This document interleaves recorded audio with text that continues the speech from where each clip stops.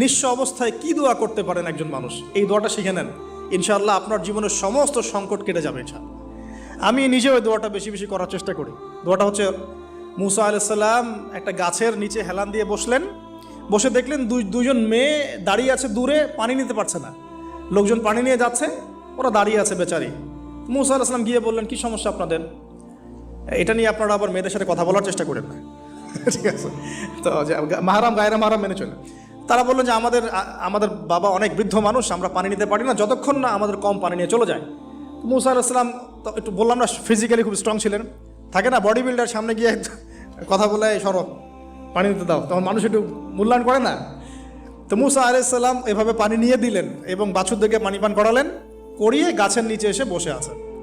বসে বসে তিনি দোয়া করছেন, এই যে দোয়াটা তিনি দোয়া করছেন, রব্বি, একটা নেক কাজ করলেন, নেক কাজ করলেন না, মানুষের উপকার করলেন, নেক কাজ করে এসে গাছের নিচে বসে দোয়া করছেন, আল্লাহ